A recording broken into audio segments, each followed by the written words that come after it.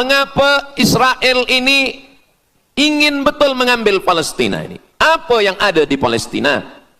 Apakah di Palestina itu ada emas? Apakah di Palestina itu ada perak? Mengapa mereka bersemangat betul ingin mengambil Palestina ini? Pada tahun 2007, Al-Faqir Abdul Samad, saya menterjemah satu buku berbahasa Arab, judulnya Tarikh Ad-Diyanah Al-Yahudiyah, ditulis oleh seorang ulama daripada Al-Iskandariyah, Mesir.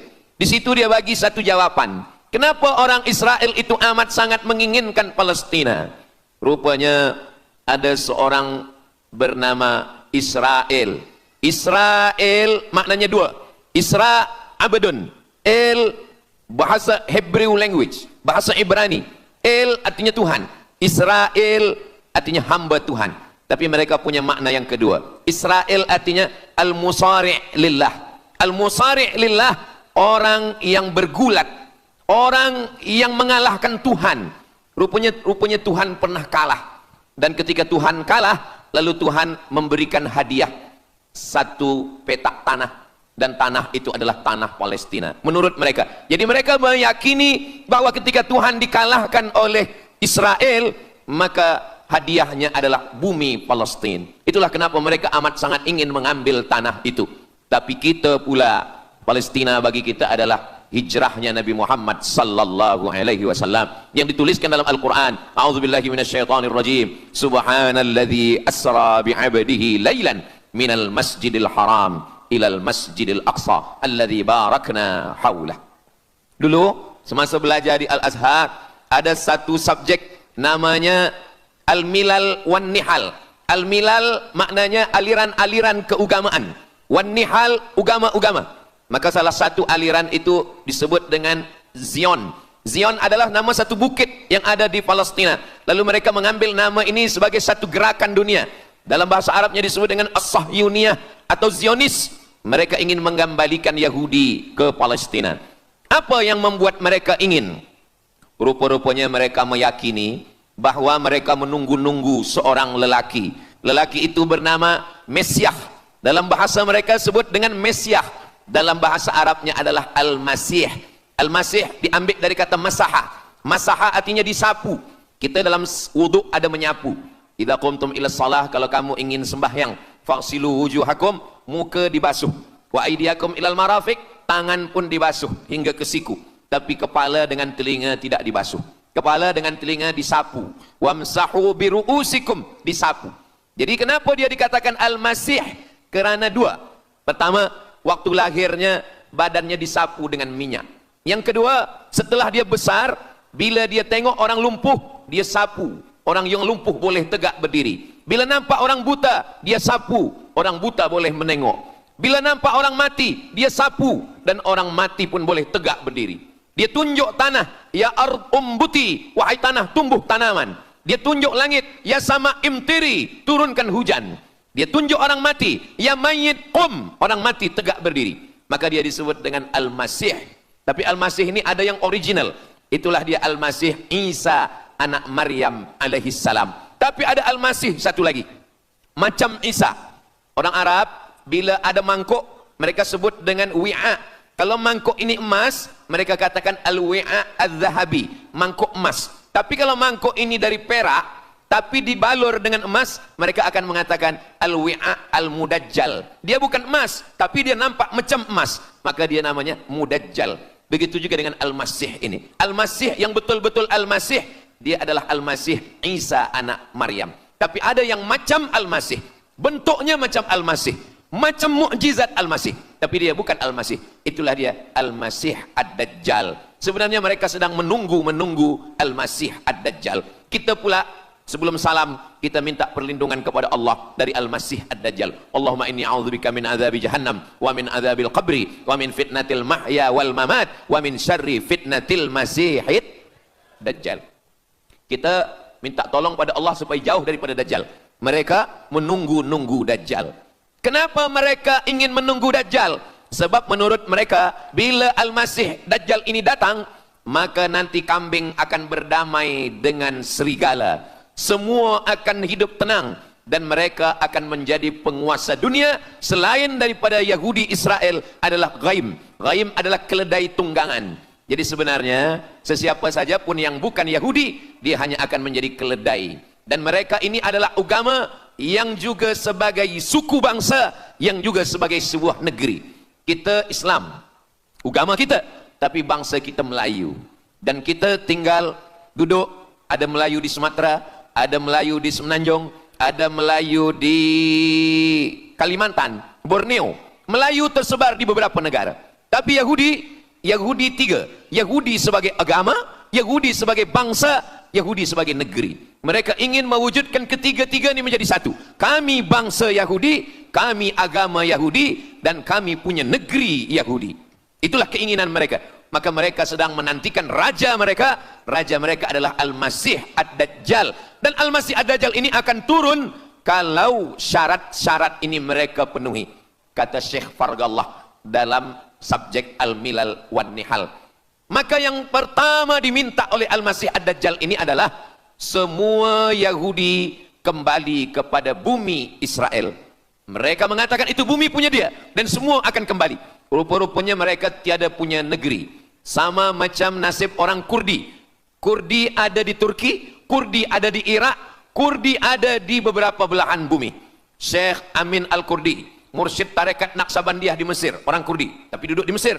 Syekh Muhammad Said Ramadan Al-Buti, orang Kurdi, tapi duduk di Suriah. Salahuddin Al-Ayyubi, orang Kurdi, tapi dia raja di Mesir.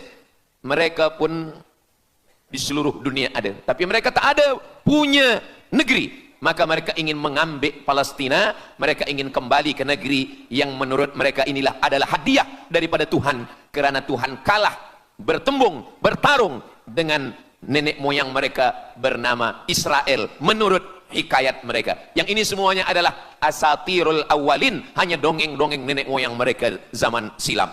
Lalu kemudian datanglah Theodor Herzl menghadap kepada Sultan Abdul Hamid, Sultan Turki. Mereka ingin membayar dengan ratusan keping emas. Apa kata Sultan Abdul Hamid? Dulu Palestina itu diambil dengan darah dan nyawa, maka saya tidak akan memberikannya dengan emas. Lalu kemudian apa yang terjadi? Mereka menghalau Sultan Abdul Hamid dengan seorang lelaki bernama Mustafa Kemal Ataturk. Lalu kemudian hilanglah khilafah Islamiyah. Ketika khilafah Islamiyah tahun 1924 ini jatuh, hilang, tumbang, maka ketika itu umat Islam tidak lagi ada pelindung. Dan ketika itulah mereka mengambil Palestina. Mereka merebut, mereka mengambil, seperti yang dikatakan Sayyidina Muhammad sallallahu alaihi wasallam, kamu akan diperebutkan seperti makanan yang ada di atas meja makan. Satu mengambil kakinya, satu merebut kepalanya, satu mengambil dadanya, dan tercabik-cabik, dicakar, dimakan, dipotong. Tak ada satu pun yang peduli. Alhamdulillah, kita malam ini masih peduli. Kita sedang mengajarkan kepada belia-belia, kita sedang mengajarkan kepada pemuda-pemuda Islam. Mudah-mudahan sampai anak cucu kita sampai hari kiamat masih lagi peduli kepada Palestina, insyaAllah. Allahu Akbar. Semua Yahudi kembali ke Palestina. Maka sekarang mereka sudah berkumpul. Berapa jumlah mereka? 9 juta Yahudi sudah berada di Palestina. Itu syarat supaya Al-Masih itu turun. Sebab Al-Masih tidak mahu turun kalau Yahudi-Yahudi ini tidak kembali ke Palestina menurut mereka. Maka Yahudi dari Rusia kembali, Yahudi yang ada dari Amerika kembali semuanya. Dari mulai tahun 1946 sampailah hari ini 2025, tahun hadapan 2026, 80 tahun lamanya mereka sudah berkumpul menunggu kedatangan Al-Masih dengan cara berkumpul. Dan mereka yang datang ini hanya keturunan Yahudi dari puak ibunya saja. Yahudi ini tidak menerima dari puak ayah. Jadi kalau ada ayahnya Yahudi, emaknya tak Yahudi, dia tiada diterima. Sebab mereka guna dari puak ibu. Maka bila ibunya Yahudi, maka dia akan diterima. Ada satu Yahudi yang tidak diterima, Yahudi Falasha dari Afrika. Yahudi Falasha ini datang, mereka dari Ethiopia, mereka menyeberang ke Sudan, dari Sudan mereka masuk ke Mesir, dan mereka datang ke Palestina. Mereka pun nak masuk juga, tapi mereka tertolak. Sebab dia mengaku Yahudi, tapi kulit dia hitam. Saya tak tahu di tempat kita, tapi di tempat saya banyak juga Yahudi, namanya Yahudi pesek. Kulit dia hitam, hidung dia pesek, tapi otak dia Yahudi. Ini lebih berbahaya lagi. Mereka menyebarkan kebencian. Jadi sebenarnya Yahudi adalah makhluk yang paling unsuri, rasisme. Mereka tiada menerima selain daripada Yahudi. Siapapun yang datang ingin mengaku orang Yahudi, kalau ditengok nasabnya tidak sesuai daripada ibu, dia tidak akan diterima.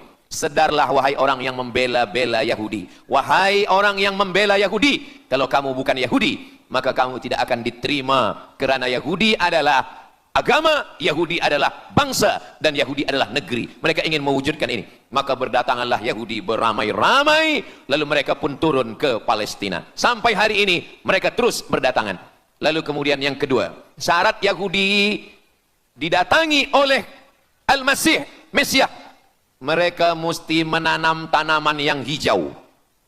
Jadi kalau mereka bayangkan, Al-Masih ini sedang berada di langit, dia selalu memandang ke bawah, dia tengok Yahudi dah berkumpul atau belum. Kalau berkumpul dia tak nak turun. Bila dah berkumpul semua ramai, baru dia turun. Dah berkumpul 5 juta, dia belum juga turun. Dah berkumpul 9 juta, dia belum juga turun. Rupanya yang kedua, dia ingin supaya tanah Palestina itu hijau. Bila nanti dah hijau semua, baru dia turun. Dan tanaman yang hijau itu pun dia yang memilihkan tanamannya. Tanamannya adalah yang disebutkan Nabi 14 abad silam, Syajaratul Gharqad. Nanti semua akan membela umat Islam. Sampai-sampai batu berkata, apa kata batu?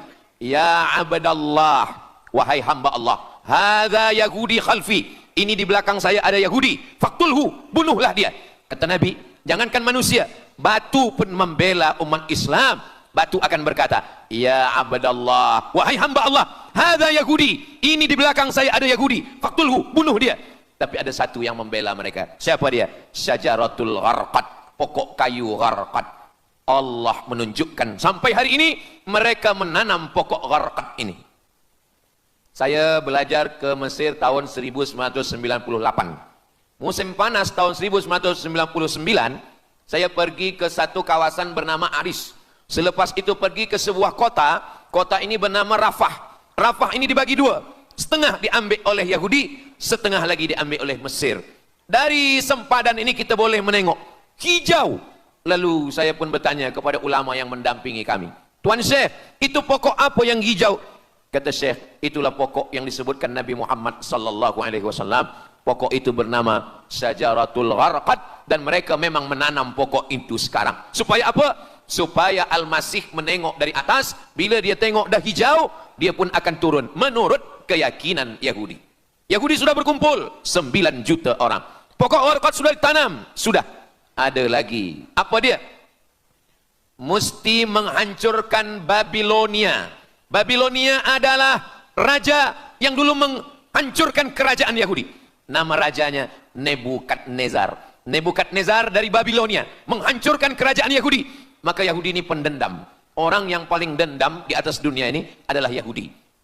Nebukadnezar sudah lama musnah. Tapi dendam mereka kepada Irak sampai hari ini. Babilonia itu adalah Irak. Maka siapapun yang menjadi penguasa, pasti mereka akan perintahkan untuk menghantam Irak. Dari mula George Bush sampailah sekarang, Irak selalu dihantam. Dituduh bahwa Irak ada punya senjata membunuh manusia.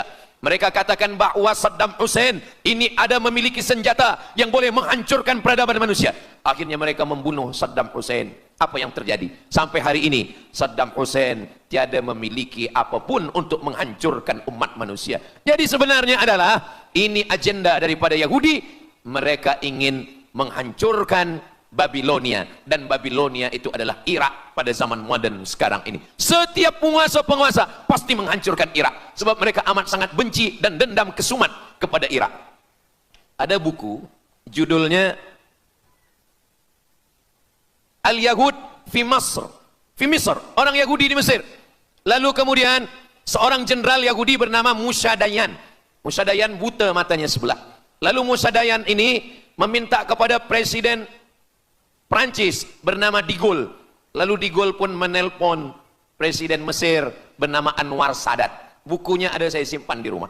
Dia katakan bahwa kepada Anwar Sadat, wahai Tuan Presiden Anwar Sadat, ini mami yang ada di Museum Mesir Kaherah itu sedang sakit. Jadi untuk menyehatkannya mesti dibawa ke Prancis, ke Paris. Lalu disediakanlah pesawat terbang untuk membawa mami ini. Dulu saya pernah dengar tazkirah Ustaz Azhar Idrus, jangan anak panggil mami, sebab mami itu inilah mami Fir'aun. Mami return. Ini mami ini sakit. maka dia mesti disehatkan, ada bakteri, maka dia mesti disehatkan, dibawa ke Paris, Prancis. Akhirnya diterbangkan pada masa Presiden Anwar Sadat, dibawa ke hospital. Sampai di hospital, rupa-rupanya Jenderal Musa Dayan yang buta sebelah sudah menunggu Mami. Begitu Mami Ramses II, Fir'aun sampai, dia terus meninju muka Mami itu. Kenapa? Sebab dia dendam. Inilah yang dulu menghalau nenek moyang dia dari Mesir. Gila. Yahudi ini adalah orang-orang yang gila. Sampai hari ini mereka punya dendam yang tak berkesudahan. Sampai Mami yang sudah menjadi kering, kita pun menengoknya biasa-biasa saja. Tapi Musa Dayan melampiaskan dendam kesumat dia sampai pada masa Presiden Anwar Sadat, yang akhirnya Anwar Sadat pun mati terbunuh ditembak oleh Khalid Islambuli. Begitulah Allah Subhanahu wa taala menceritakan saksi sejarah supaya umat Islam faham bagaimana fikiran, bagaimana sakit jiwanya orang-orang Yahudi. Mereka sudah berkumpul di Palestina 9 juta. Tanam-tanaman hijau sudah ditanam. Irak sudah dihantam. Hancur lebur Irak. Apa lagi yang mereka lakukan? Tanah Palestina mesti merah. Tanah Palestina tidak boleh hitam. Tanah Palestina mesti merah. Apa yang membuat tanah Palestina merah? Merah kerana darah budak-budak, anak-anak yang tak berdosa dari Palestina. Jadi kalau ada orang yang hari ini terheran-heran, mengapa mereka membunuh budak kecil? Mengapa mereka menjatuhkan bom untuk menghancurkan rumah, membunuh perempuan yang hamil tiada berdosa? Tapi bila orang faham, dia mengerti, sesungguhnya mereka ingin supaya darah anak-anak yang tiada berdosa itu tumpah. Kalau darah itu sudah tumpah, disitulah mereka menantikan supaya Al-Masih, Mesiah itu turun membela. Sebab itu adalah raja di raja mereka. Apa yang terjadi sebenarnya hari ini? Yang terjadi sebenarnya adalah mereka membangun, membina sebuah kerajaan dari khayal, dari fikiran gila. Maka ada seorang yang tidak percaya kepada Allah. Dia atheist, dia tak percaya kepada Tuhan. Namanya Roger Jarroudi. Tapi akhirnya dia dapat hidayah. Dia masuk Islam. Selepas masuk Islam, dia tulis buku bahwa Israel, Yahudi mendirikan negara berdasarkan mitologi, berdasarkan khurafat, berdasarkan kisah-kisah bohong, dusta. Tapi mereka percaya dengan dusta itu. Lalu kemudian Roger Jarroudi ditangkap oleh pemerintah Prancis, dimasukkan ke dalam penjara. Bukunya diterjemahkan ke dalam bahasa Arab, diterjemahkan ke dalam bahasa Melayu. Roger Jarroudi, bagaimana orang Yahudi Israel membina kerajaan negara berdasarkan khayal, berdasarkan tipu, berdasarkan dusta, berdasarkan mitologi, berdasarkan asatirul awalin, dongeng-dongeng daripada nenek moyang mereka dulu. Lalu kemudian hari ini kita sudah menengok darah itu sudah tumpah merata-rata di tanah Palestina. Kenapa Al-Masih, Mesiah belum juga turun? Kenapa belum datang juga Mesiah yang mereka tunggu itu? Rupanya ada syarat lagi yang belum. Apa dia? Mereka mesti membina satu yang disebut dengan Haikal Sulaiman, Temple of King Solomon. Mereka meyakini bahwa raja mereka adalah Solomon, dan dia ada sebuah kuil yang mereka sebut, mereka tulis bukunya, Temple of King Solomon. Di mana letaknya? Letaknya adalah di atas Al-Masjidil Aqsa. Mereka ingin menghancurkan Al-Masjidil Aqsa, diratakan dengan tanah. Nanti mereka akan bina Temple of King Solomon. Selepas itu mereka siapkan satu kerusi singgasana. Selepas itu nanti barulah turun Al-Masih, Mesiah yang dijanjikan menurut mereka. Yang semuanya ini adalah dusta, bohong, tipu daripada Zionis, kerana mereka ingin menguasai dan mereka ingin membuat sebuah negara yang sangat besar, yang negara itu disebut dengan The Great Israelian. Israel Raya, dia dari 2 sungai. Biasanya orang membuat map itu rahasia. Map biasanya rahasia yang disimpan. Tapi orang Yahudi Israel, mereka buatkan mapnya di dalam bendera mereka. Kita membuat sesuatu yang rahasia kita simpan, tapi mereka membuat satu garis biru di atas, satu lagi garis biru di bawah. Yang di atas itu adalah Sungai Nil di atas, dan yang di bawah itu adalah Sungai Efrat. Sungai Nil di atas, Afrika Utara, Mesir. Sungai Efrat di bawah, Sungai Efrat ada di Irak. Lalu di tengah itu ada bintang segi 6. Apa maknanya? Mereka ingin membina sebuah kerajaan yang luasnya dari Nil hingga ke Efrat. Itulah kenapa ketika mereka membuka embasi di Kairo, ketika Israel membina embasi di Kairo, ini Sungai Nil, ini bagian atas, ini bagian bawah. Kerajaan Mesir membagi embasi Israel tanah di bawah Sungai Nil. Mereka tidak mau. Mereka ingin membina embasi di atas Sungai Nil. Kenapa mereka tidak mau membina embasi di bawah Sungai Nil? Karena menurut mereka di bawah Sungai Nil adalah negeri kami. Orang membina embasi hanya di luar daripada kerajaannya. Jadi sebenarnya menurut pengakuan mereka, Mesir yang ada sekarang, semua yang ada di bawah Nil hingga ke Efrat Irak, itu adalah kerajaan mereka. Yang kalau mereka mewujudkan itu nanti, mereka akan menjadikan semua manusia ini sebagai keledai tunggangan. Alhamdulillah, itu disampaikan oleh Syekh Fargallah. Lalu kemudian kami membacanya, mempelajarinya, beliau bacakan di kelas, dan hari ini saya amat sangat bersenang hati. Tapi kita tetap susah hati dengan Palestina. Saya merasa senang hati sebab saya boleh menyampaikannya kepada para belia pemuda muslimin muslimat yang hadir malam ini. Macam mana suara saya, jelas tak jelas? Jelas. Yang saya sampaikan ini boleh faham? Alhamdulillah. Yang tak faham, nanti faham sendiri insyaAllah. Begitulah Allah Subhanahu wa ta'ala. Saya dulu pernah berjumpa dengan Syekh Muhammad Jibril. Lalu kemudian saya tanya Syekh Muhammad Jibril, Syekh, kenapa Allah membinasakan kaum Ad, kaum Samud, kaum Madian? Wa ila Samuda akhahum Salihah, wa ila Madiana akhahum Syuaiba, wa ila Adin akhahum Huda. Madian, Samud, Ad, semuanya musnah. Iram dzatil imad, Iram, hilang semuanya. Tapi kenapa Yahudi ini masih ada sekarang? Kenapa Allah tak musnahkan? Kata Syekh Muhammad Jibril, Allah Maha Kuasa untuk memusnahkan Yahudi, Israel. Senang saja bagi Allah. Innama amruhu idza arada syai'an ayyakula lahu kun fayakun. Yahudi, Israel mati semua rata dengan tanah. Satu jeritan malaikat mati mereka semua. Allah goncangkan bumi, habis mereka ditelan bumi. Ya bunayya, wahai anakku, kalaulah Israel Yahudi ini mati, lalu kamu masuk surga dengan apa, kata dia. Sebenarnya Allah masih menyisakan Yahudi ini supaya kita berjuang. Sekarang ada umat Islam yang amat sangat lemah. Dia bukannya ikut berjuang, tapi melemahkan perjuangan orang. Bila ada umat Islam yang berkumpul beramai-ramai, solidariti tentang Palestin, dia berkata, katanya Allah Maha Kuasa, kenapa Allah tak binasakan? Dulu, arsalna alaihim tayran ababil, datang burung ababil, tarmihim bi'ijaratin min sijil. Mana ababil sekarang? Kenapa Allah tak kirimkan ababil? Saya pun pernah tanyakan ini kepada masyayikh, Syekh, kenapa Allah tak kirimkan ababil? Dulu ketika Abdul Muttalib memegang kunci Ka'bah, masa itu tak ada orang beriman. Abdul Muttalib bersendirian, lalu kemudian dia datang ke Ka'bah, dia letakkan kunci itu. Ya Allah, inna lihadzal baiti rabban yahmih. Saya sendiri seorang saja, saya tak sanggup untuk menolong Ka'bah. Inna lihadzal baiti rabban yahmih. Ka'bah ini ada pemiliknya, Ka'bah ini ada pelindungnya, Allah akan melindungi. Itulah mengapa Allah mengirimkan alam tara kaifa fa'ala rabbuka bi ashabil fil alam yaj'al kaidahum fi tadlil. Kenapa Allah kirimkan tayran ababil? Karena tidak ada orang beriman, hanya Abdul Muttalib sendiri. Tapi sekarang 2 miliar orang beriman yang bersyahadat asyhadu an la ilaha illallah wa asyhadu anna muhammadan rasulullah. Itulah kenapa Allah tidak mengirimkan tayran ababil. Itulah kenapa Allah tidak membuatkan goncangan. Itulah kenapa. Tapi sedikit banyak Allah mulai menurunkan pertolongannya. Kalau sudah datang pertolongan Allah Subhanahu wa taala, idza jaa nasrullah, kalau sudah datang pertolongan Allah, idza jaa nasrullah wal fath, kemenangan. Wa ra'aitan nasa yadkhuluna fi dinillahi afwaja. Insyaallah, alaysa subuhu biqarib. Subuh tak lama lagi. Pertolongan Allah pasti datang.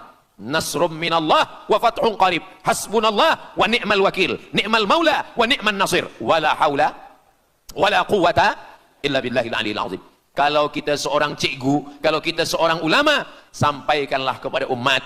Sebagai seorang ayah, sampaikan kepada anak. Sebagai seorang ahli keluarga, kita mesti ingatkan, buatkan baju dengan lambang, simbol, bendera penderitaan Palestina. Kalau kita menonton dengan keluarga di rumah, tontonkan bagaimana penderitaan anak-anak di Palestina. Saya di rumah ada gambar besar, gambar Palestina. Sehingga setiap kali tamu datang, kita bercerita, dia tanya, ini gambar apa nih Ustaz? Inilah gambar saudara kita yang sedang teraniaya di Palestina.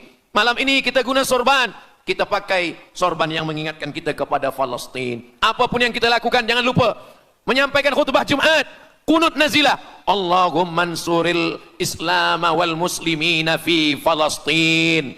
Silahul mu'min, ad-du'a silahul mu'min. Kalau kita tiada senjata lagi, maka sesungguhnya doa man lam yahtam bi amril muslimin, siapa yang tak peduli kepada penderitaan saudaranya di Palestin, falaisa minhum, dia tidak diakui sebagai umat Nabi Muhammad sallallahu alaihi wasallam. Orang beriman bukan setakat sembahyang subuh, zuhur, asar, maghrib, isya. Orang beriman bukan setakat ditengok berapa kali dia ke Baitullah haji dan umrah, tapi orang beriman bagaimana perasaan dia kepada saudaranya. Maka kata Nabi SAW, la yu'minu ahadukum, kamu tidak beriman, kalaupun kamu beriman belum sempurna, hatta yuhibba li akhi, sampai engkau sayang kepada saudaramu. Ma yuhibbu li nafsih, sayang kepada saudara seperti sayang pada diri sendiri. Kalau anak saudara kita di Palestina teraniaya, kita lebih teraniaya. Kalau pipi kita dicubit sakit, begitu juga dengan saudara kita di Palestina. Kita memang hidup pada zaman yang susah, yang payah. Beruntunglah datuk nenek moyang kita 100 tahun yang lampau, mereka selamat dari fitnah ini. Tapi kita pun tak boleh mengutuk nasib. Mengapa saya hidup sekarang? Kenapa kami hidup tahun 1447 ini ya Allah? Tentu ada hikmahnya. Allah hidupkan kita hari ini. Kenapa saya tak hidup zaman Nabi? Kalau ada pemuda belia sekarang datang kepada Ustaz Abdul Somad, Ustaz Somad, kenapa saya tak hidup zaman Nabi? Kalau saya hidup zaman Nabi mungkin saya baik. Kamu yang komplain kepada Allah, kalau kamu hidup zaman Nabi mungkin tidak ikut Nabi, ikut Abu Lahab, ikut Abu Jahal. Kita dihidupkan Allah hari ini, kita masih bersama dengan guru kita, Al-Fadhil Ustaz Azhar Idrus. Kita masih bersama dengan orang-orang baik, orang mulia. Alaikum bil jamaah.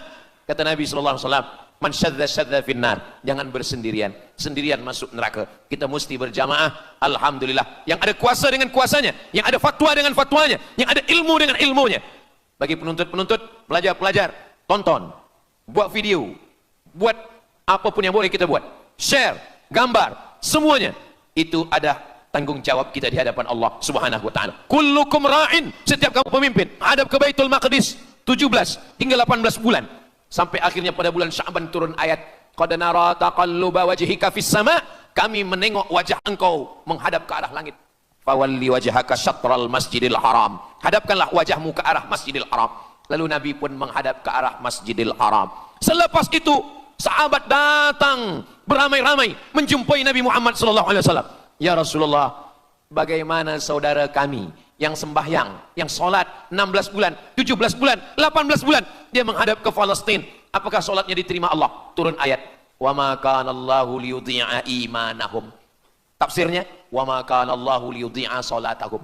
Allah tidak menyia-nyiakan sembahyang mereka. Allah tidak menyia-nyiakan solat mereka.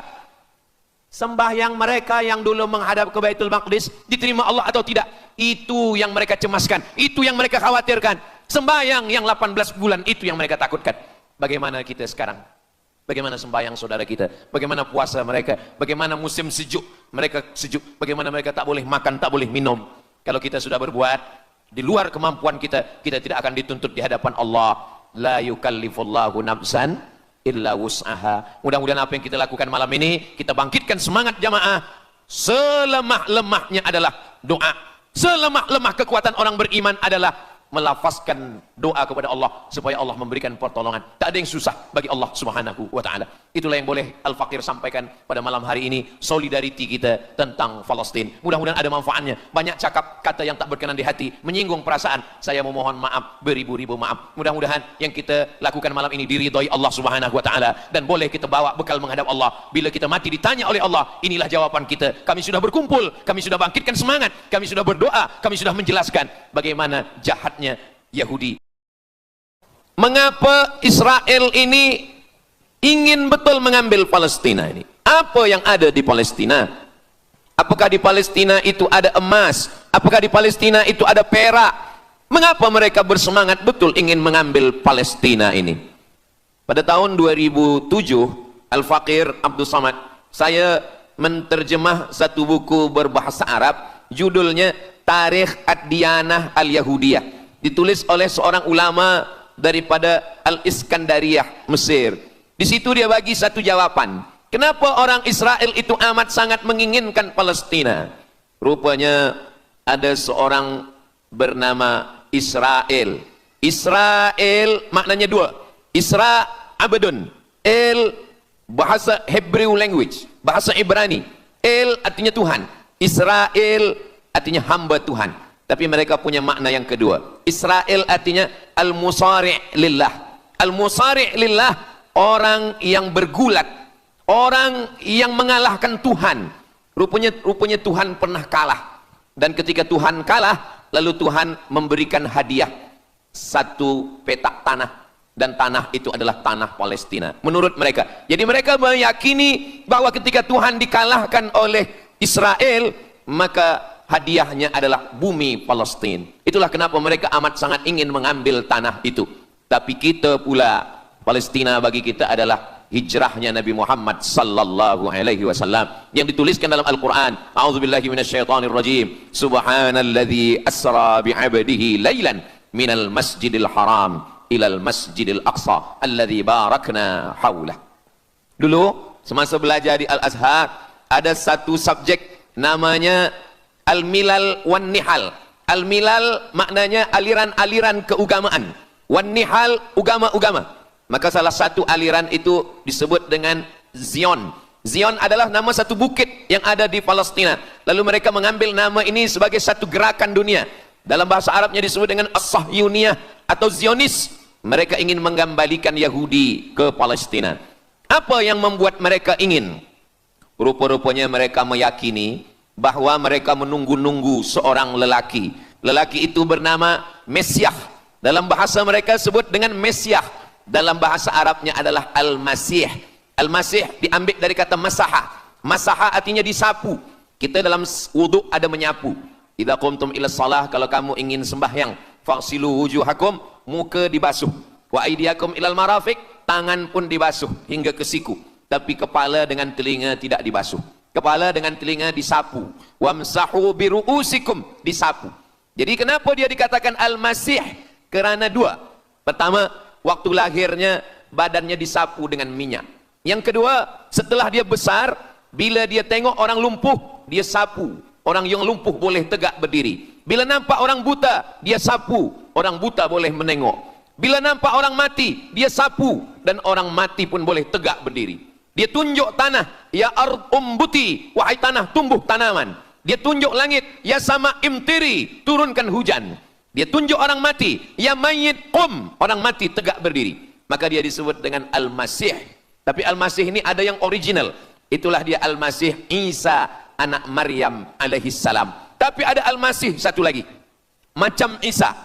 Orang Arab bila ada mangkuk, mereka sebut dengan wi'a. Kalau mangkuk ini emas, mereka katakan al-wi'a al-zahabi, mangkuk emas. Tapi kalau mangkuk ini dari perak, tapi dibalur dengan emas, mereka akan mengatakan al-wi'a al-mudajjal. Dia bukan emas, tapi dia nampak macam emas, maka dia namanya mudajjal. Begitu juga dengan Al-Masih ini. Al-Masih yang betul-betul Al-Masih, dia adalah Al-Masih Isa anak Maryam. Tapi ada yang macam Al-Masih, bentuknya macam Al-Masih, macam mukjizat Al-Masih, tapi dia bukan Al-Masih. Itulah dia Al-Masih Ad-Dajjal. Sebenarnya mereka sedang menunggu Al-Masih Ad-Dajjal. Kita pula sebelum salam, kita minta perlindungan kepada Allah dari Al-Masih Ad-Dajjal. Allahumma inni a'udzubika min adzabi jahannam wa min adzabil qabri wa min fitnatil mahya wal mamat wa min syarri fitnatil masihid dajjal. Kita minta tolong pada Allah supaya jauh daripada Dajjal. Mereka menunggu-nunggu Dajjal. Kenapa mereka ingin menunggu Dajjal? Sebab menurut mereka, bila Al-Masih Dajjal ini datang, maka nanti kambing akan berdamai dengan serigala. Semua akan hidup tenang. Dan mereka akan menjadi penguasa dunia. Selain daripada Yahudi Israel adalah ghaim. Ghaim adalah keledai tunggangan. Jadi sebenarnya sesiapa saja pun yang bukan Yahudi, dia hanya akan menjadi keledai. Dan mereka ini adalah agama yang juga sebagai suku bangsa, yang juga sebagai sebuah negeri. Kita Islam, agama kita, tapi bangsa kita Melayu. Dan kita tinggal duduk, ada Melayu di Sumatera, ada Melayu di Semenanjung, ada Melayu di Kalimantan, Borneo. Melayu tersebar di beberapa negara. Tapi Yahudi tiga. Yahudi sebagai agama, Yahudi sebagai bangsa, Yahudi sebagai negeri. Mereka ingin mewujudkan ketiga-tiga ini menjadi satu. Kami bangsa Yahudi, kami agama Yahudi, dan kami punya negeri Yahudi. Itulah keinginan mereka. Maka mereka sedang menantikan raja mereka. Raja mereka adalah Al-Masih Ad-Dajjal. Dan Al-Masih Ad-Dajjal ini akan turun kalau syarat-syarat ini mereka penuhi. Kata Syekh Fargallah dalam subjek Al-Milal wan Nihal.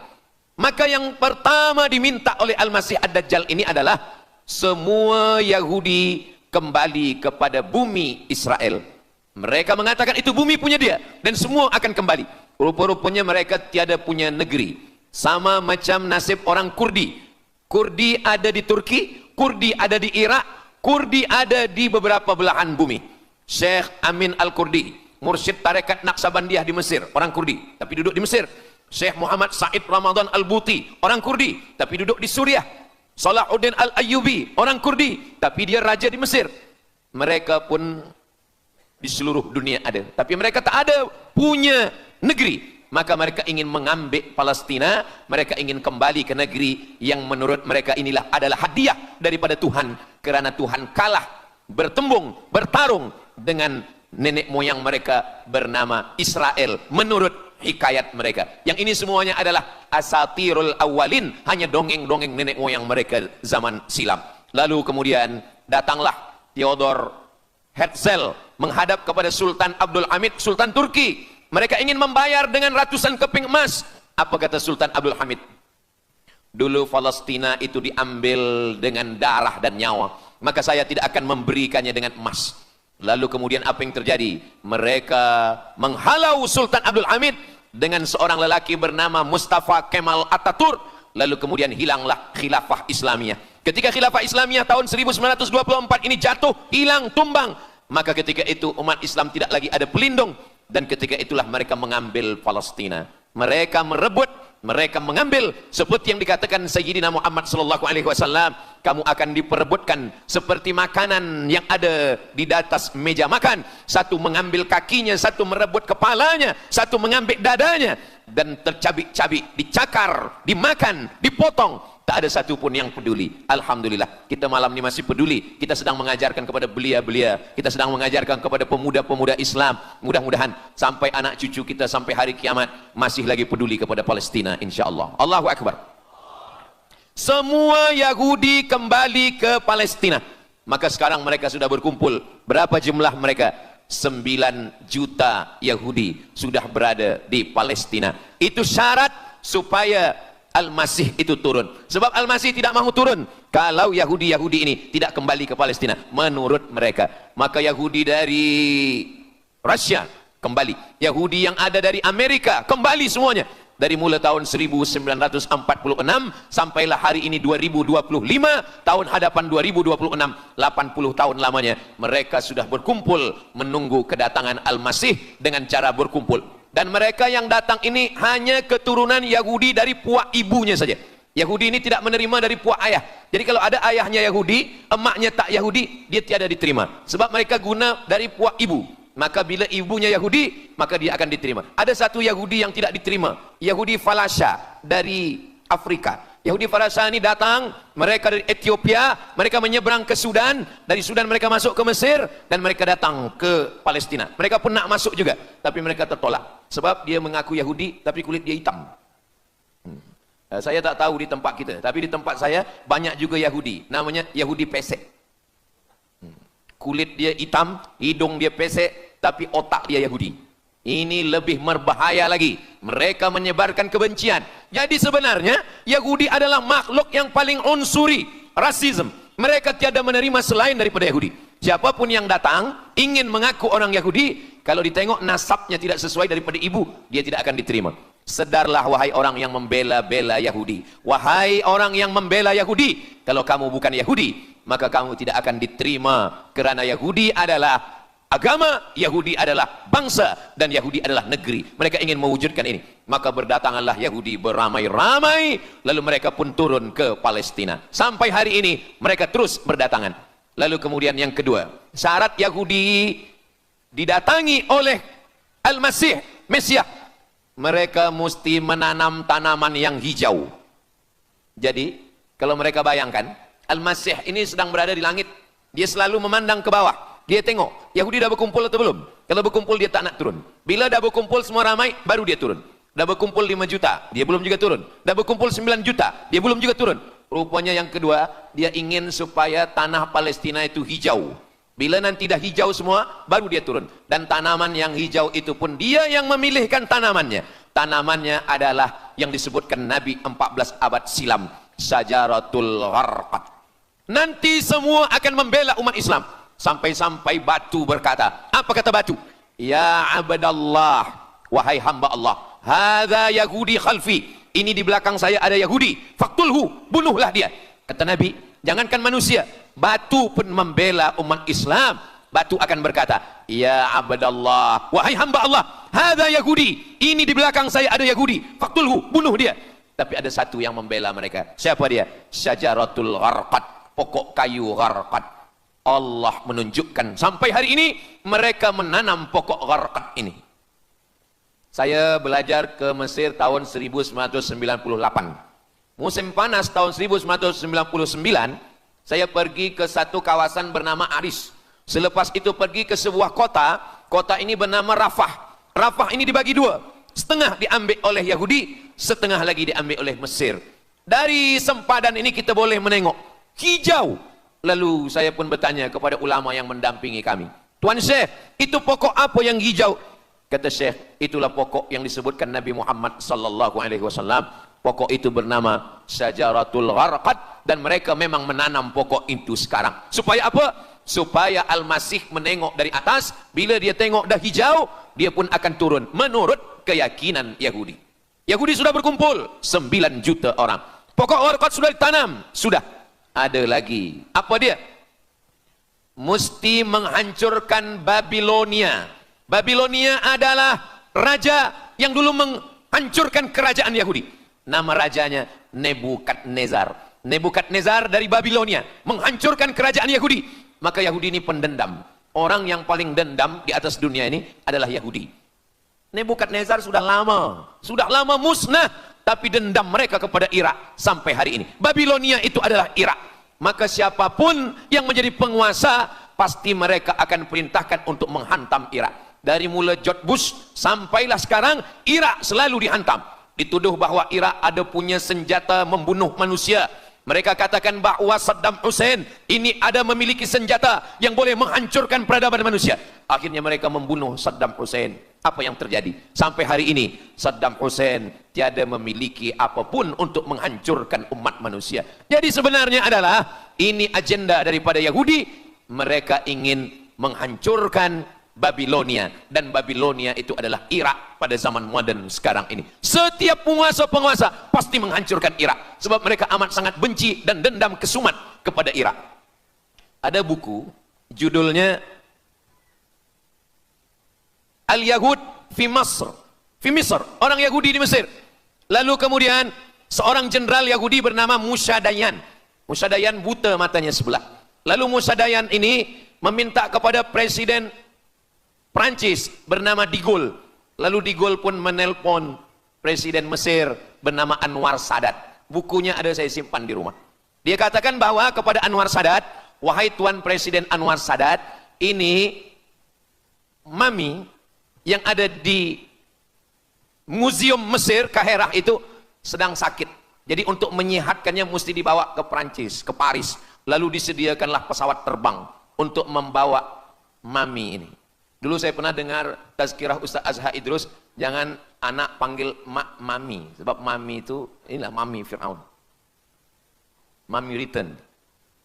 Ini mami ini sakit, maka dia mesti disehatkan, ada bakteri, maka dia mesti disehatkan, dibawa ke Paris, Prancis. Akhirnya diterbangkan pada masa Presiden Anwar Sadat, dibawa ke hospital. Sampai di hospital, rupa-rupanya Jenderal Musa Dayan yang buta sebelah sudah menunggu mami. Begitu mami Ramses II, Fir'aun sampai, dia terus meninju muka mami itu. Kenapa? Sebab dia dendam. Inilah yang dulu menghalau nenek moyang dia dari Mesir. Gila. Yahudi ini adalah orang-orang yang gila. Sampai hari ini mereka punya dendam yang tak berkesudahan. Sampai mami yang sudah menjadi kering, kita pun menengoknya biasa-biasa saja. Tapi Musa Dayan melampiaskan dendam kesumat dia sampai pada masa Presiden Anwar Sadat, yang akhirnya Anwar Sadat pun mati terbunuh, ditembak oleh Khalid Islambuli. Begitulah Allah Subhanahu wa taala menceritakan saksi sejarah supaya umat Islam faham bagaimana fikiran, bagaimana sakit jiwanya orang-orang Yahudi. Mereka sudah berkumpul di Palestina 9 juta. Tanam-tanaman hijau sudah ditanam. Irak sudah dihantam, hancur lebur Irak. Apa lagi yang mereka lakukan? Tanah Palestina mesti merah. Tanah Palestina tidak boleh hitam. Tanah Palestina mesti merah. Apa yang membuat tanah Palestina merah? Merah karena darah budak-budak anak-anak yang tak berdosa dari Palestina. Jadi kalau ada orang yang hari ini terheran-heran, mengapa mereka membunuh budak kecil? Mengapa mereka menjatuhkan bom untuk menghancurkan rumah, membunuh perempuan yang hamil tiada berdosa? Tapi bila orang faham, dia mengerti, sesungguhnya mereka ingin supaya darah anak-anak yang tiada berdosa itu tumpah. Kalau darah itu sudah tumpah, disitulah mereka menantikan supaya Al-Masih, Mesias itu turun membela. Sebab itu adalah raja di raja mereka. Apa yang terjadi sebenarnya hari ini? Yang terjadi sebenarnya adalah mereka membangun, membina sebuah kerajaan dari khayal, dari pikiran gila. Maka ada seorang yang tidak percaya kepada Allah. Dia atheist, dia tak percaya kepada Tuhan. Namanya Roger Jarudi. Tapi akhirnya dia dapat hidayah. Dia masuk Islam. Selepas masuk Islam, dia tulis buku bahwa Israel Yahudi mendirikan negara berdasarkan mitologi, berdasarkan khurafat, berdasarkan kisah-kisah bohong, dusta. Tapi mereka percaya dengan dusta itu. Lalu kemudian Roger Jarudi ditangkap oleh pemerintah Prancis, dimasukkan ke dalam penjara. Bukunya diterjemahkan ke dalam bahasa Arab, diterjemahkan ke dalam bahasa Melayu. Roger Jarudi, bagaimana orang Yahudi Israel membina kerajaan negara berdasarkan khayal, berdasarkan tipu, berdasarkan dusta, berdasarkan mitologi, berdasarkan asatirul awalin, dongeng-dongeng daripada nenek moyang mereka dulu. Lalu kemudian hari ini kita sudah menengok darah itu sudah tumpah merata-rata di tanah Palestina. Kenapa Al-Masih, Mesias belum juga turun? Kenapa belum datang juga Mesias yang mereka tunggu itu? Rupanya ada syarat lagi yang belum. Apa dia? Mereka mesti membina satu yang disebut dengan Haikal Sulaiman, Temple of King Solomon. Mereka meyakini bahwa raja mereka adalah Solomon, dan dia ada sebuah kuil yang mereka sebut, mereka tulis bukunya, Temple of King Solomon. Di mana letaknya? Letaknya adalah di atas Al-Masjidil Aqsa. Mereka ingin menghancurkan Al-Masjidil Aqsa, diratakan dengan tanah.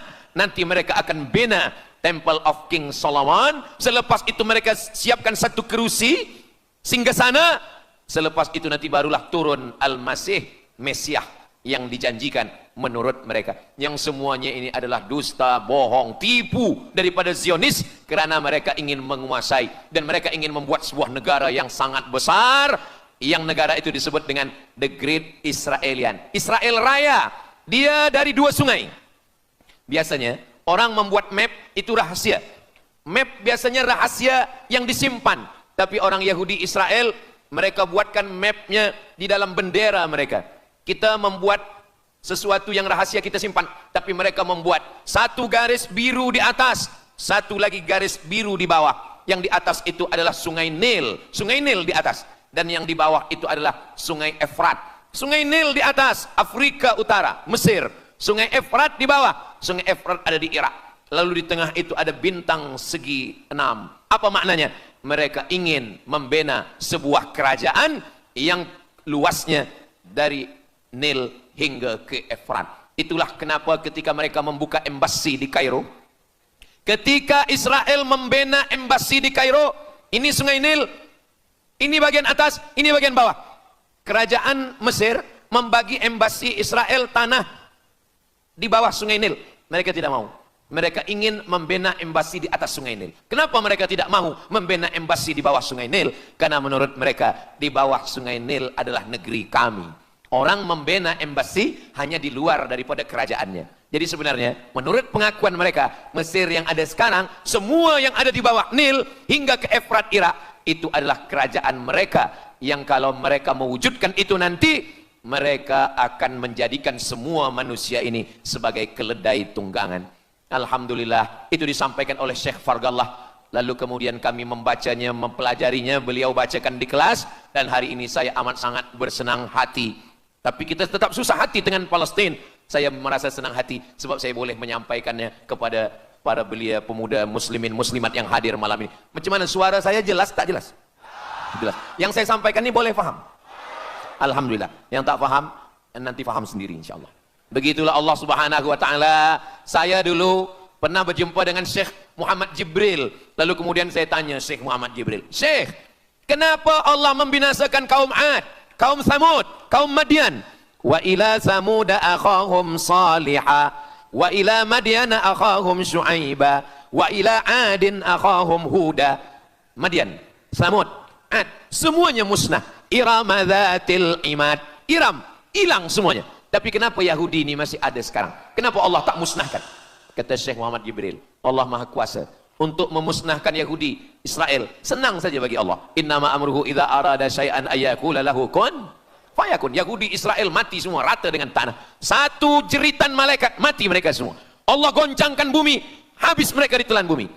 Ya bunayya, wahai anakku, kalaulah Israel Yahudi ini mati, lalu kamu masuk surga dengan apa, kata dia. Sebenarnya Allah masih menyisakan Yahudi ini supaya kita berjuang. Sekarang ada umat Islam yang amat sangat lemah. Dia bukannya ikut berjuang, tapi melemahkan perjuangan orang. Bila ada umat Islam yang berkumpul beramai-ramai, solidariti tentang Palestin, dia berkata, katanya Allah Maha Kuasa, kenapa Allah tak binasakan? Dulu, arsalna alaihim tayran ababil, datang burung ababil, tarmihim bi'ijaratin min sijil. Mana ababil sekarang? Kenapa Allah tak kirimkan ababil? Saya pun pernah tanyakan ini kepada masyayikh. Syekh, kenapa Allah tak kirimkan ababil? Dulu, ketika Abdul Muttalib memegang kunci Ka'bah, masa itu tak ada orang beriman. Abdul Muttalib bersendirian.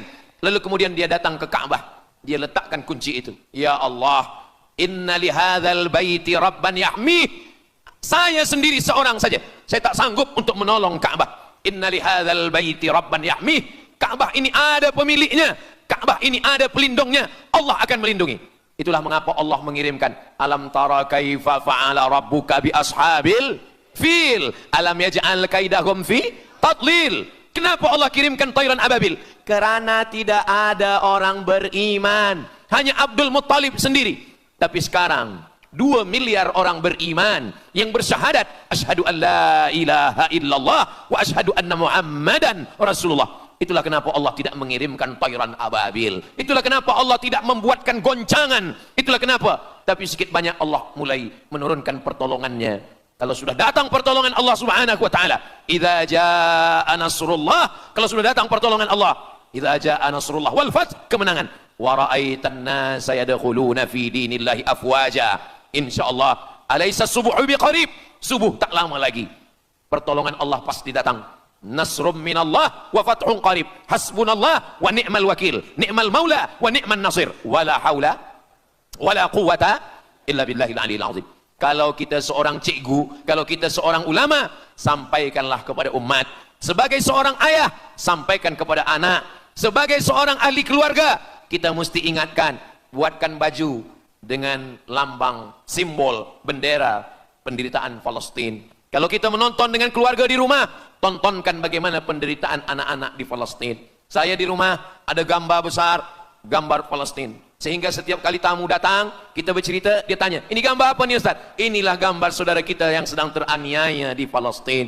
Malam ini kita guna sorban, kita pakai sorban yang mengingatkan kita kepada Palestin. Apapun yang kita lakukan, jangan lupa menyampaikan khutbah Jumat, kunut nazilah, Allahumma ansuril Islam wal muslimina fi Palestin. Silahul mu'min, doa silahul mu'min. Kalau kita tiada senjata lagi, maka sesungguhnya doa. Man lam yahtam bi amril muslimin, siapa yang tak peduli kepada penderitaan saudaranya di Palestin, falaisa minhum, dia tidak diakui sebagai umat Nabi Muhammad sallallahu alaihi wasallam. Orang beriman bukan setakat sembahyang subuh, zuhur, asar, maghrib, isya. Orang beriman bukan setakat ditengok berapa kali dia ke Baitullah haji dan umrah, tapi orang beriman bagaimana perasaan dia kepada saudaranya. Maka kata Nabi SAW, la yu'minu ahadukum, kamu tidak beriman, kalaupun kamu beriman, belum sempurna, hatta yuhibba li akhi, sampai engkau sayang kepada saudaramu. Ma yuhibbu li nafsih, sayang kepada saudara seperti sayang pada diri sendiri. Kalau anak saudara kita di Palestina teraniaya, kita lebih teraniaya. Kalau pipi kita dicubit sakit, begitu juga dengan saudara kita di Palestina. Kita memang hidup pada zaman yang susah, yang payah. Beruntunglah datuk nenek moyang kita 100 tahun yang lampau. Mereka selamat dari fitnah ini. Tapi kita pun tak boleh mengutuk nasib. Mengapa saya hidup sekarang? Kenapa kami hidup tahun 1447 ini ya Allah? Tentu ada hikmahnya. Allah hidupkan kita hari ini. Kenapa saya tak hidup zaman Nabi? Kalau ada pemuda belia sekarang datang kepada Ustaz Abdul Somad, Ustaz Somad, kenapa saya tak hidup zaman Nabi? Kalau saya hidup zaman Nabi mungkin saya baik. Kamu yang komplain kepada Allah, Kalau kamu hidup bersama Nabi mungkin tidak ikut Nabi, ikut Abu Lahab, ikut Abu Jahal. Kita dihidupkan Allah hari ini, kita masih bersama dengan guru kita, Al-Fadhil Ustaz Azhar Idrus. Kita masih bersama dengan orang-orang baik, orang mulia. Alaikum bil jamaah.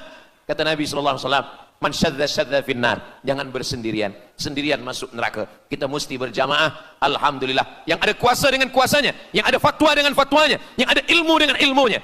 Bagi penuntut-penuntut, pelajar-pelajar, tonton, buat video, buat apapun yang boleh kita buat, share, gambar, semuanya itu ada tanggung jawab kita di hadapan Allah Subhanahu wa taala. Kullukum ra'in, setiap kamu pemimpin, hadap ke Baitul Maqdis 17 hingga 18 bulan. Sampai akhirnya pada bulan Sya'ban turun ayat, qad nara taqalluba wajhika fis sama', kami menengok wajah engkau menghadap ke arah langit. Fawalli wajhaka syatral masjidil haram, hadapkanlah wajahmu ke arah Masjidil Haram. Lalu Nabi pun menghadap ke arah Masjidil Haram. Selepas itu sahabat datang beramai-ramai menjumpai Nabi Muhammad SAW. Ya Rasulullah, bagaimana saudara kami yang sembahyang, yang solat 16 bulan, 17 bulan, 18 bulan, dia menghadap ke Palestina. Apakah solatnya diterima Allah? Turun ayat, wa ma kana Allahu liyudhi'a imanahum. Tafsirnya, wa ma kana Allahu liyudhi'a salatahum. Allah tidak menyia-nyiakan sembahyang mereka. Allah tidak menyia-nyiakan salat mereka. Sembahyang mereka yang dulu menghadap ke Baitul Maqdis diterima Allah atau tidak, itu yang mereka cemaskan, itu yang mereka khawatirkan. Sembahyang yang 18 bulan itu yang mereka takutkan. Bagaimana kita sekarang? Bagaimana sembahyang saudara kita? Bagaimana puasa mereka? Bagaimana musim sejuk? Mereka sejuk. Bagaimana mereka tak boleh makan, tak boleh minum? Kalau kita sudah berbuat di luar kemampuan kita, kita tidak akan dituntut di hadapan Allah. La yukallifullahu nafsan illa wus'aha. Mudah-mudahan apa yang kita lakukan malam ini, kita bangkitkan semangat jamaah. Selemah-lemahnya adalah doa. Selemah-lemah kekuatan orang beriman adalah melafazkan doa kepada Allah supaya Allah memberikan pertolongan. Tak ada yang susah bagi Allah Subhanahu wa taala. Itulah yang boleh Al-Fakir sampaikan pada malam hari ini, solidariti kita tentang Palestina. Mudah-mudahan ada manfaatnya. Banyak cakap kata yang tak berkenan di hati, menyinggung perasaan. Saya memohon maaf, beribu-ribu maaf. Mudah-mudahan yang kita lakukan malam ini diridhai Allah Subhanahu wa taala dan boleh kita bawa bekal menghadap Allah. Bila kita mati ditanya oleh Allah, inilah jawaban kita. Kami sudah berkumpul, kami sudah bangkitkan semangat, kami sudah berdoa, kami sudah menjelaskan bagaimana jahatnya Yahudi di Palestina. Wailun, celaka. Wailun, nama neraka. Likulli humazatil lumazah. Celakalah orang yang suka mengejek-ejek. Kenapa tiba-tiba ayat ini yang Ustadz pilih? Saya udah diejek orang berapa hari ini. Itulah ayat yang saya pilih. Daripada saya mencaci maki di internet, bagus saya bawa ke pengajian.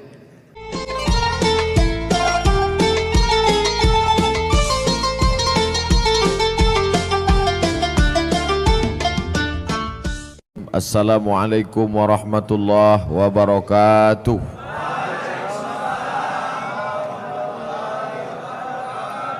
Sama-sama kita bersyukur kepada Allah karena malam ini kita diberikan nikmat istiqamah iman dan Islam dengan mengucapkan Alhamdulillahi Rabbil Alamin. Berselawat kepada Rasulullah dengan mengucapkan Allahumma salli ala Sayyidina Muhammad wa ala ali Sayyidina Muhammad. Saya sampaikan materi ini lebih kurang 1 jam 60 menit. Setelah itu saya akan menjawab pertanyaan-pertanyaan yang ditulis di kertas. Mudah-mudahan Allah menjadikan pertemuan kita malam ini menjadi nilai amal soleh. Amin ya rabbal alamin. Hadir bersama kita malam ini Al-Mukarram Al-Ustadz Haji Darwin Hasibuan SPDI Qori Internasional. Kemudian para alim ulama, tuan-tuan guru, ustadz-ustadz tak dapat saya sebutkan satu persatu. Ketua beserta seluruh pengurus masjid, yang besar tak dihimbau gelar, yang kecil tak disebut nama. InsyaAllah kita semuanya mendapatkan pahala jihad fi sabilillah. Amin ya rabbal alamin. Bagi yang di luar mohon maaf, tak usah tengok ke dalam ini, tengok aja layar-layar. Tak ada layar, tengoklah ke sini sikit-sikit. Kami rasanya dari dalam ini menengok keluar macam menengok akuarium.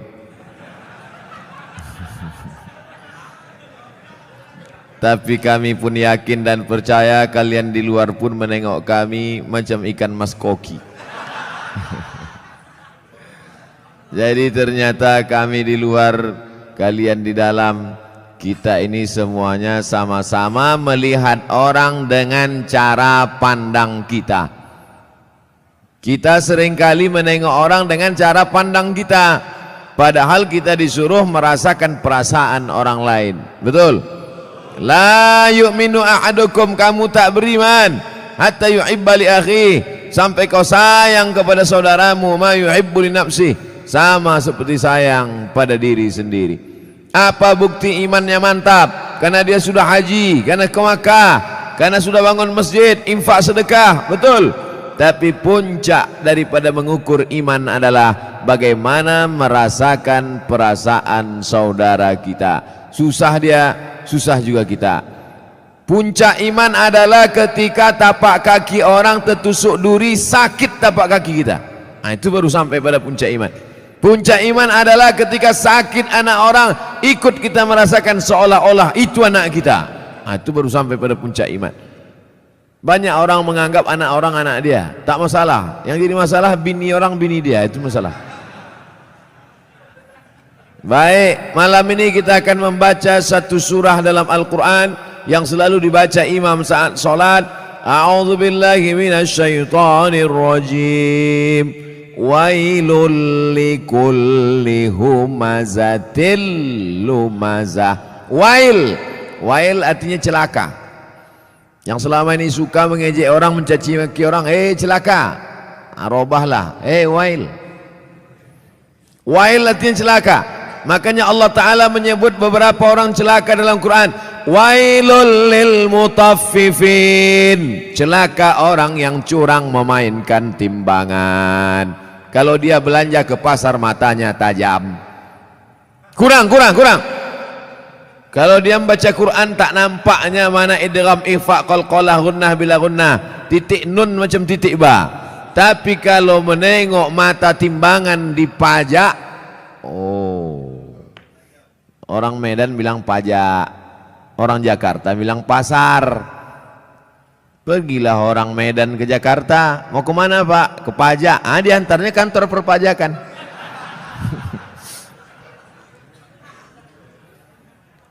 Wailul lil mutaffifin, celaka orang yang main-main timbangan. Hati-hati tukang timbang pokok sawit, tukang timbang buah sawit. Asal ditimbang 50 kilo, tandan besar 50 kilo, tandan kecil 50 kilo. Kenapa begini? Rupanya memang udah di setel timbangan tuh, mau besar mau kecil 50 kilo. Ada gunanya sembahyang, puasa, sholatmu melayang karena zolim memainkan timbangan. Tak ada gunanya pengajian malam ini. Bukti pengajian malam ini berhasil bukan karena layarnya banyak di luar, bukan. Bukti pengajian malam ini berhasil apa? Besok pagi yang berjualan berdagang di pasar, luruskan balik timbangan. Siap? Tak semuanya siap kata dia. Tengok besok lah Pak Ustaz. Ditimbang di pasar, betul. Dibawa ke rumah, rupanya 7,5 on. 1/4 kilo hilang. 5 orang belanja, 1,5 kilo 2,5 on sudah kau makan harta orang dengan cara batil.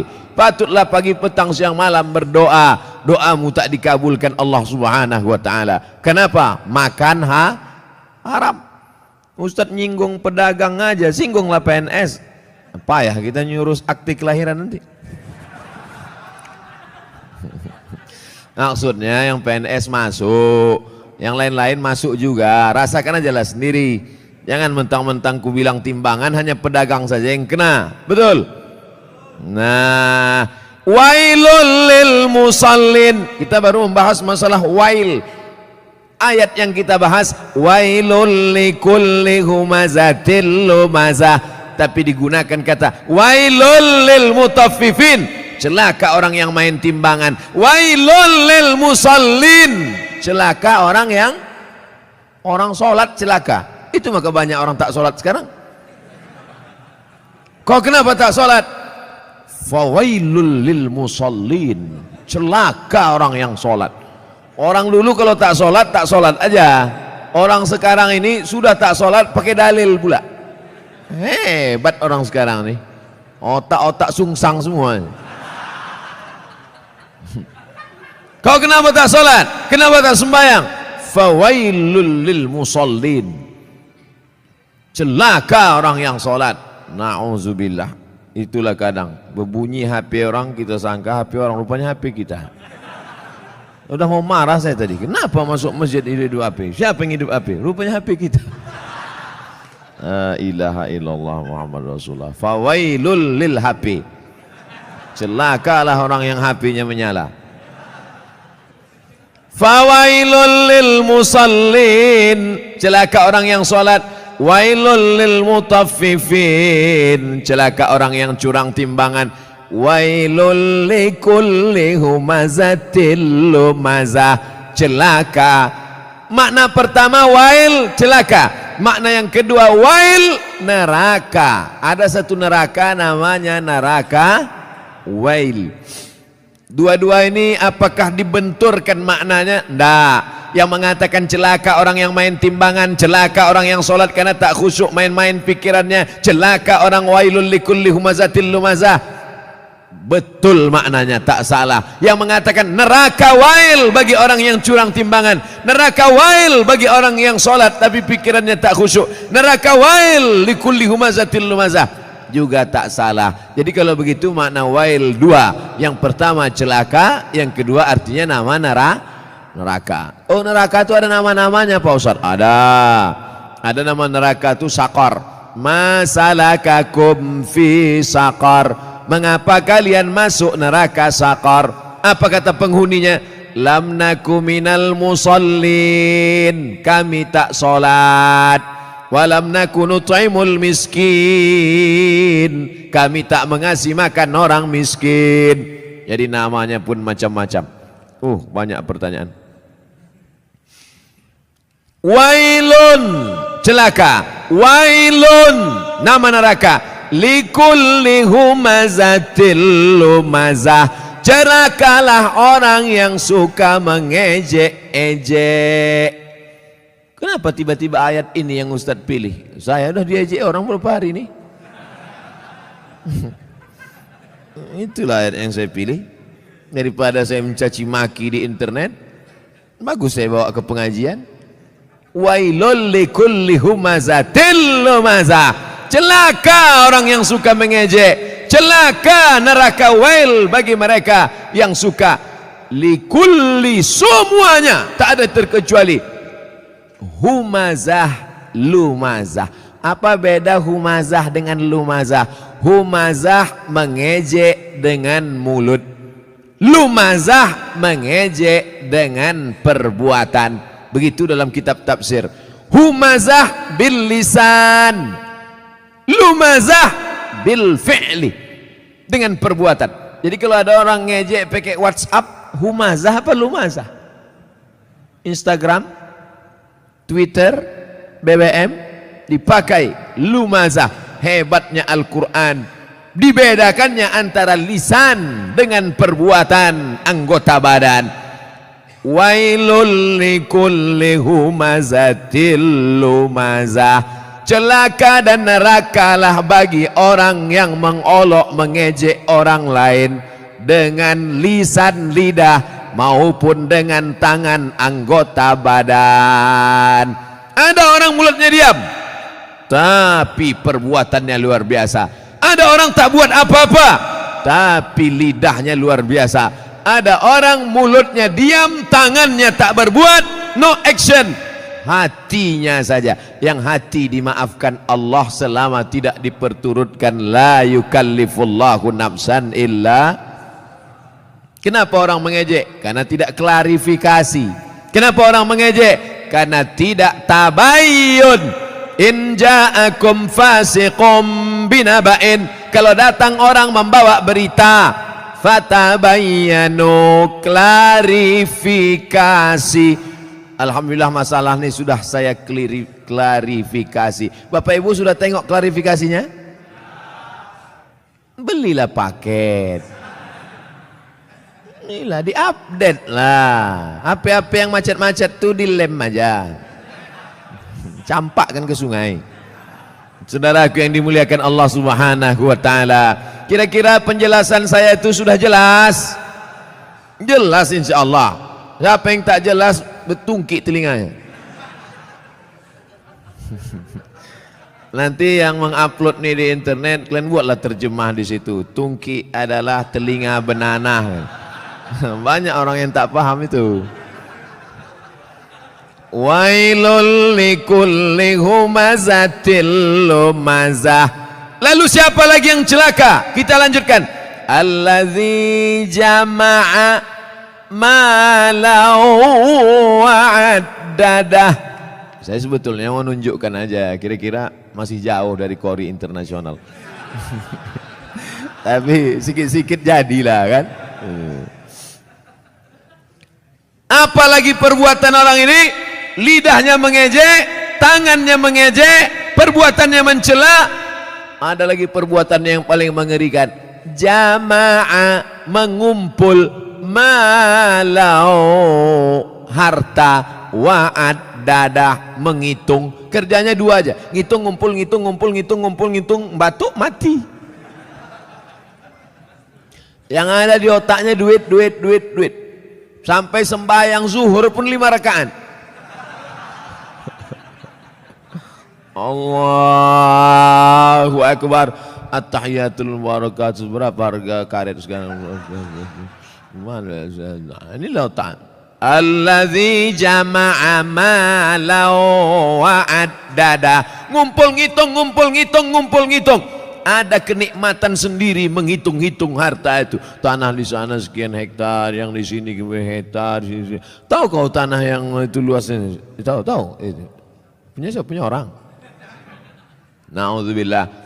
Tapi saya yakin jamaah masjid Darul Haq. Dar rumah, hak benar. Darul Haq, rumah kebenaran. Di sini rumah kebenaran. Lain dari sini salah. Siapa yang mau cari kebenaran datang ke Darul Haq. Betul? Lain nama masjid nih. Ada masjid-masjid lain tuh, masjid apa? Masjid Al-Ikhlas. Masjid apa? Masjid At-Taqwa. Ini mantap, bukan nama sembarang nama. Udah sampai itu aja. Dilarang tidur di ruang utama. Oh, karena di sini pakai AC. Patutlah banyak tidur di sini. Ini menunjukkan jamaah Masjid Darul Haq ini orangnya jamaah malau, suka mengumpulkan harta, tapi bukan wa'ad dadah, bukan sekedar kumpul hitung, kumpul kira, mengumpulkan harta dan rajin bersedekah. Kenapa Ustaz tiba-tiba ingat sedekah? Ku tengok orang sedang membagi-bagi kotak. Kotak. Ku sangka kue kotak besar kali. Rupanya kotak infak. Kalian masukkanlah ke dalam. Di dalam ini pakai AC, tentu lebih mahal. Mak, tepuk tangan orang tua. Begitu rupanya orang sakit hati.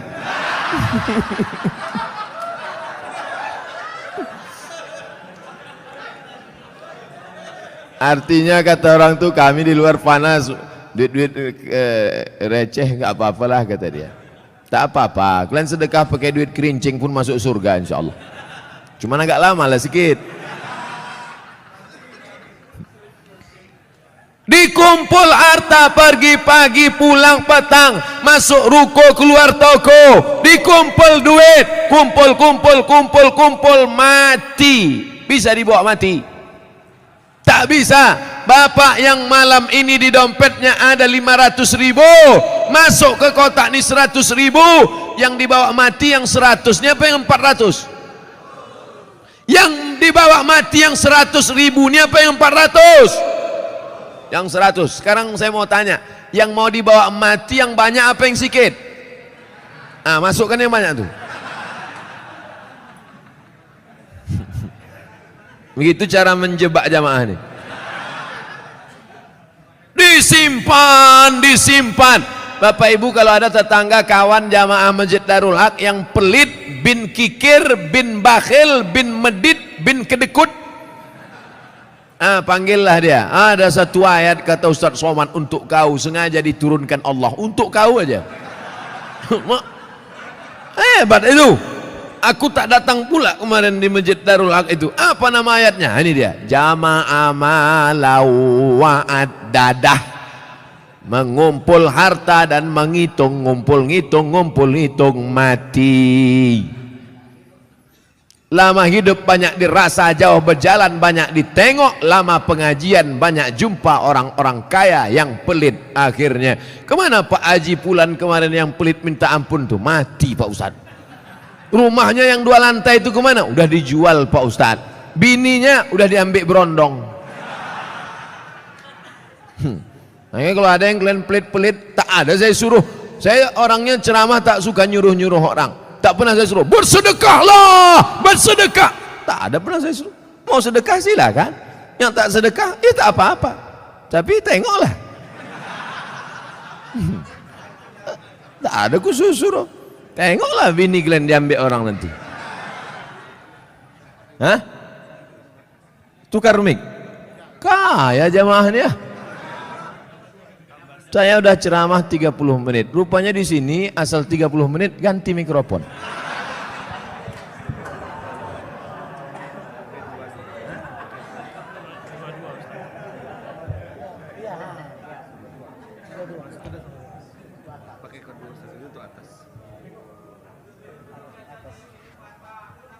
Tes. Tak berbunyi pula. Macam-macam DJ kurasa.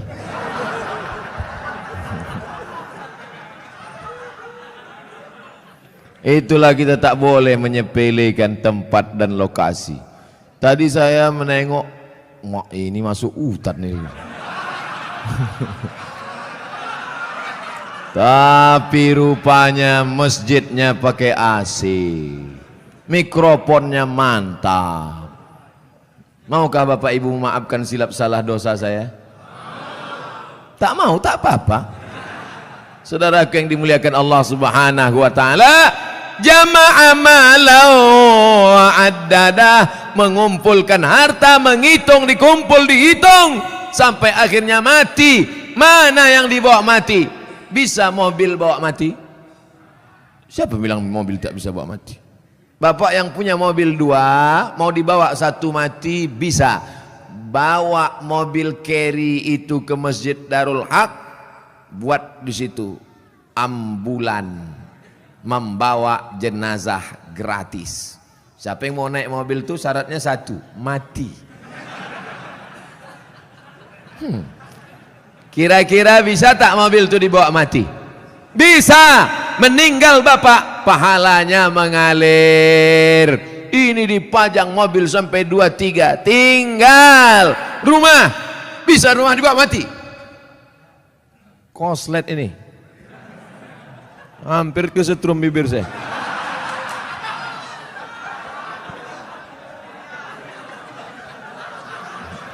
Akan datang kalau ngasih mic ke saya, dites dulu. Sakitnya tak seberapa, malunya. Sempat terjungkang awak viral di situ kan. Ustadz Abdul Somad tak jadi ceramah mulut koslet. Siapa yang malu? Orang Tembung.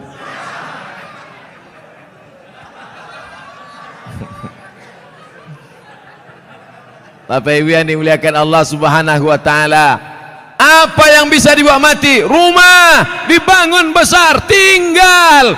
Tapi kau bangun rumah biasa, yang satu kau buat rumah wakaf untuk tahfiz Al-Quran. Setuju? Yang bilang setuju itu yang punya rumah untuk buat tahfiz Quran. Yang bilang setuju belum ada, mudah-mudahan jadi doa. Itulah yang menolong di hadapan Allah Subhanahu wa taala. Yang lain tinggal. Harimau mati meninggalkan belang, gajah mati meninggalkan gading, manusia mati meninggalkan utang.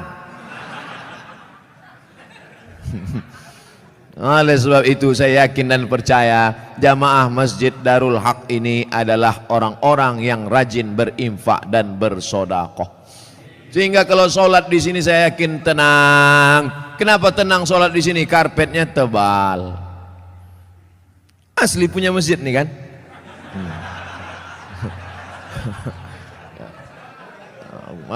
Kadang ada jamaah nih saking memuliakan ustadz dipinjam karpet. Sampai dibuat situ, balikkan tanggal sekian. AC ada, dingin. Kadang pernah saya ceramah di masjid AC banyak, kepanasan, rupanya mati. Tapi di sini tidak, terasa dingin. Kalau Bapak agak terasa hangat, maklum. Ini kita ini sekarang sudah over capacity. Tak sesuai lagi ini. Makanya jamaah itu di luar menengok kita ini macam ikan mas koki kehabisan mati lampu. Jamnya pula lengkap. Ada jam zuhur, jam asar, jam maghrib, jam isya, jam imsak, dan jam syuruk. Lengkap semua, cantik. Balihonya pun mantap. Tabligh akbar bersama Abdul Somad LCMA. Ada gambar saya, tertutup pula. Rasa-rasanya tak ada kurang. Lengkap sudah semua. Bagaimana supaya harum semerbak, jamaah tenang sholat, dipasang harum-haruman. Maka harum rasa bau-bau bunga melati rasanya. Masya Allah. Jam ada. Itu jam itu penting. Apa guna jam itu dipasang? Supaya yang khutbah jangan sur dia jadi bawakannya. Tengoknya 20 menit selesai. Ini khutbah ini berapi-api dia. Jamaah, hari ini Palestina masih terjajah. Orang udah mau balik kerja, mak lama kali ya katanya. Tobat aku sembahyang di sini katanya. Nampaknya simple, sederhana. Mulai jam dinding, AC, kipas angin, karpet, lampu terang benderang. Tapi itu semuanya demi kenyamanan orang di masjid. Tapi jangan sampai terlalu nyaman sampai tertidur di masjid. Makanya perlu dibuatkan surat pengumuman, dilarang tidur di ruang utama masjid.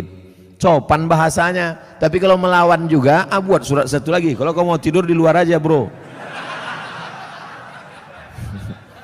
Sudahlah tak menyumbang uang listrik masjid, sudahlah tak menyumbang AC masjid, sudahlah tak menyumbang kipas angin masjid, tidur dalam masjid menyumbang air liur basi.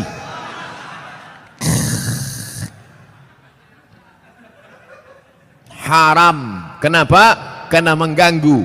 Imatatul adza anit tariq, perbuatan amal yang paling ringan, membuang yang mengganggu dari tepi jalan.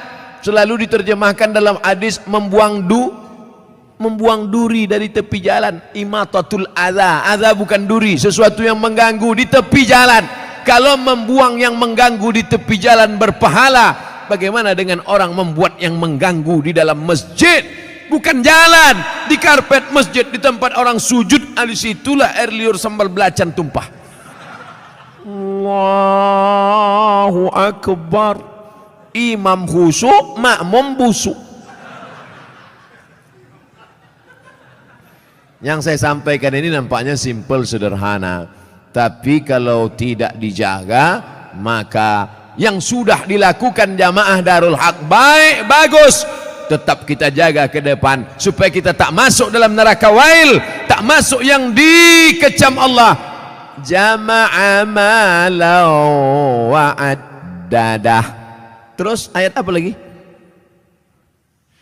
Yahsabu anna malahu akhladah. Yahsabu, dia menyangka, malahu, hartanya itu, akhladah, membuat dia kekal abadi. Rumahku yang besar membuat aku kekal abadi. Mobilku yang mewah membuat aku kekal abadi. Cincin permataku membuat aku kekal abadi. Maka digalilah kuburan batu di Mesir. Ditemukan jenazah perempuan di dalam. Nama perempuan itu Nefertiti. Siapa namanya?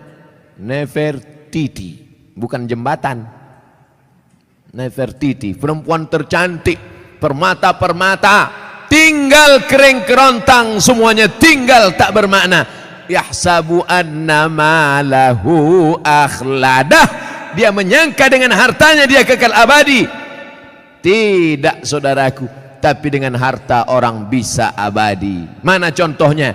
Masjid depan Istana Maimun, Masjid Kesultanan Melayu Delhi. Dengan harta orang bisa abadi. Dengan cara apa? Membangun masjid. Alhamdulillah, Masjid Darul Haq. Siapa yang mewakafkan tanah dulu? Siapa yang mewakafkan atap dulu? Siapa yang mewakafkan? Ini wakaf-wakaf orang meninggal. Saya tak tahu entah siapa yang mewakafkannya, tanpa saya sebutkan namanya. Untuk almarhum Fulan bin Fulan Alfa, tak perlu. Sampai pahala kita malam ini pengajian dari jam 9 sampai jam 10, dari jam 10 sampai entah jam berapa nanti tanya jawab, mengalirlah pahala, teranglah kuburnya, lapanglah makamnya, dijauhkan Allah kuburnya dari lubang neraka, dijadikan Allah kuburnya salah satu dari taman-taman surga. Yang sudah membangun masjid, alhamdulillah.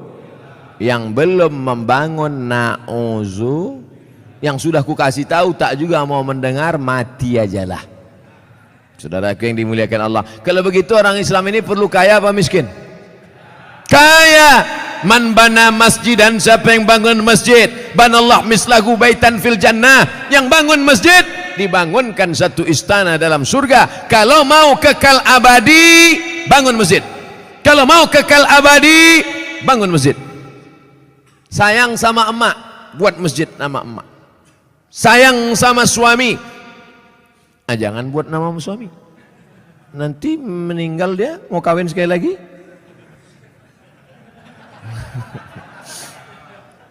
Buatlah nama masjidnya As-Salihin, masjidnya orang-orang soleh. Kau mau sholat kemana? Aku mau sholat ke masjid. Masjid apa namanya? Baitus Soman. Soman itu Allah, bukan saya. Saya ini Abdus Soman, hamba Allah. Ada orang bukan hamba Allah, Abdus Syaiton. Hamba setan. Panggilan set. Saudara yang dimuliakan Allah Subhanahu wa taala, yahsabu anna malahu akhlada, disangkanya dengan hartanya itu dia bisa kekal abadi. Tapi jangan gara-gara ini besok orang jamaah Masjid Darul Haq tak ada yang masuk kerja. Gara-gara apa? Kok tak kerja? Alah, tak ada gunanya. Kita pun akan mati juga ini semua. Jangan. Yang punya kebun tetap bekerja. Dulu orang Tembung ini lebar-lebar kebun tebunya kan. Sekarang masih ada lagi? Tak ada lagi. Udah berubah jadi rumah ruko semua. Yang punya kebun silakan sejauh mata memandang. Yang bisnis dagang toko ruko silakan. Tapi jangan masuk dalam jama'a mala wa'addada. Jangan masuk dalam yahsabu annama lahu akhlada. Tapi dalam golongan apa? Yang membuatkan rumah kos gratis untuk anak-anak yang merantau dari daerah Sumatera Utara, kaya tapi duit tak ada, buatkan rumah kos gratis. Berdatanganlah orang, kami mau gratis Pak. Syarat dan ketentuan berlaku. Apa syaratnya? IP 3,9 dan 4 saja. Saya IP saya 4, mesti cantik, gatal. Saudara yang dimuliakan Allah Subhanahu wa taala, banyak anak-anak kita di kampung cerdas, IQ-nya tinggi, tapi karena tak ada duit tak bisa sekolah. Berapa sekarang kos di Medan? Yang paling murah kos di Medan berapa? Gope 500.000, itu pun triplek dindingnya. Nyamuknya tak banyak, 1 ekor, kawannya banyak. Tapi begitu kita sediakan gratis, Masya Allah. Saya kuliah di Al-Azhar dari tahun 1998, pulang 2002. Berapa tahun itu? 4 tahun. 98 pulang 2002. Kuliah gratis, asrama gratis, makan gratis, tiket gratis, disediakan pula lagi setiap bulan beasiswa. Dari mana itu? Wakaf orang Mesir. Kalau orang Saudi Arabia berwakaf maklum. Orang Saudi Arabia kaya-kaya, digali tanah mau mencari air, keluar gas. Digali tanah mau mencari air, keluar minyak. Tapi Mesir biasa saja. Semangat mereka berinfak, berwakaf, bersedekah luar biasa. dari kesederhanaan. Kalau ada orang kaya bersedekah, biasa. Tapi orang yang sederhana bisa mampu bersedekah, itu baru luar biasa. Kalau bapak-bapak ibu itu biasa di luar. Saudara yang dimuliakan Allah Subhanahu wa taala, wailul likulli humazatil lumazah alladzi jama'a malan wa 'addadah yahsabu anna malahu akhladah. Kalla, tak ada gunanya itu semua. Kenapa? La yumbadzanna fil hutamah.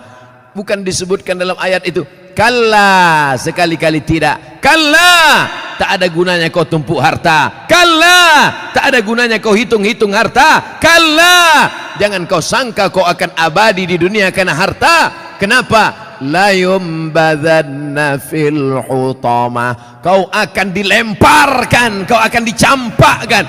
Dalam ayat itu tak disebut kau akan dimasukkan. Dimasukkan lembut. Tapi di situ dikatakan la yumbadzanna, lam di pangkal, nun di ujung, kalla la yumbadzanna fil hutamah. Kau pasti akan masuk dalam neraka hutamah. Wama adraka mal hutamah. Allah bertanya tapi tak perlu dijawab. Al-qari'ah, mal qari'ah, wama adraka mal qari'ah. Kalla la yumbadzanna fil hutamah. Allah tanya, wama adraka mal hutamah. Kamu yang suka menempuh harta, kamu yang tak mau berzakat, kamu yang tak mau bersedekah, kamu akan dimasukkan dalam hutamah. Tahukah kamu apa itu hutamah? Narullahil muqadah. Nar, api muqadah. Biasanya api itu dipasang bulan Ramadan. Di sini ada, wah, tak habis-habis dah. Syawal, Zulqa'dah, Zulhijjah, hidup terus. Narullah, api yang menyala, al-muqadah. Bagaimana apinya menyala? Allati tattali'u 'alal afidah. Menyala sampai afidah, jantung.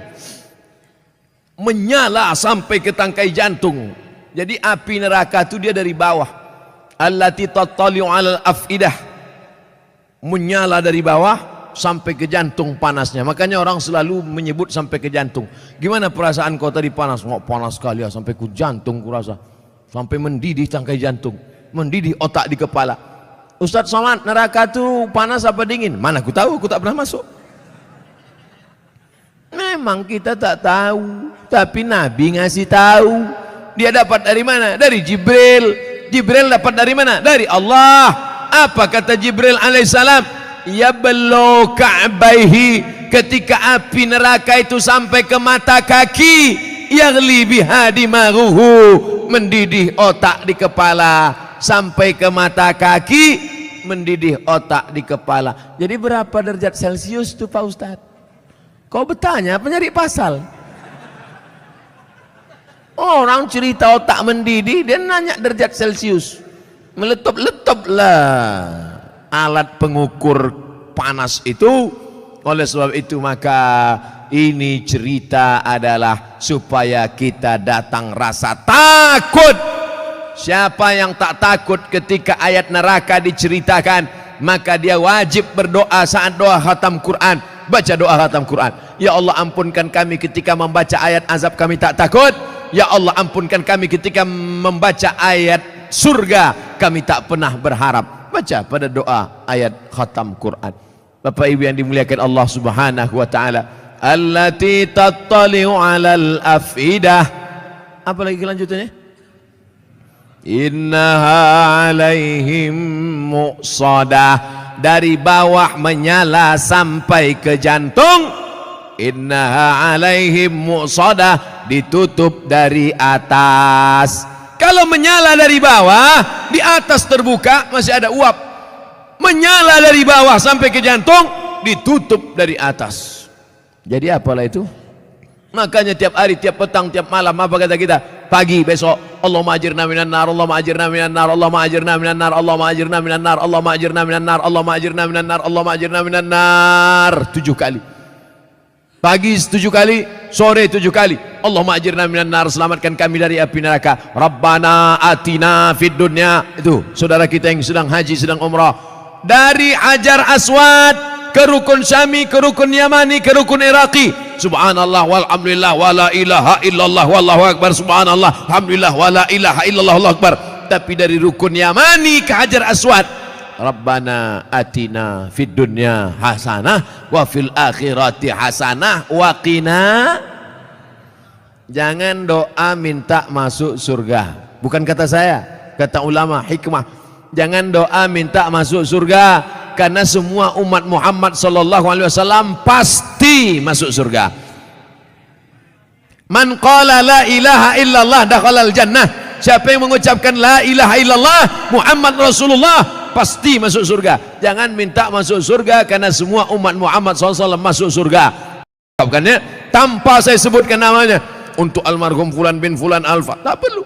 Sampai pahala kita malam ini pengajian dari jam 9 sampai jam 10, dari jam 10 sampai entah jam berapa nanti tanya jawab, mengalirlah pahala, teranglah kuburnya, lapanglah makamnya, dijauhkan Allah kuburnya dari lubang neraka, dijadikan Allah kuburnya salah satu dari taman-taman surga. Yang sudah membangun masjid alhamdulillah, yang belum membangun na'uzu, yang sudah ku kasih tahu tak juga mau mendengar, mati ajalah. Saudaraku yang dimuliakan Allah, kalau begitu orang Islam ini perlu kaya apa miskin? Kaya. Man bana masjidan, siapa yang bangun masjid, banallah mislahu baitan fil jannah. Yang bangun masjid dibangunkan satu istana dalam surga. Kalau mau kekal abadi, bangun masjid. Kalau mau kekal abadi, bangun masjid. Sayang sama emak, buat masjid nama emak. Sayang sama suami, jangan buat nama suami. Nanti meninggal dia, mau kawin sekali lagi.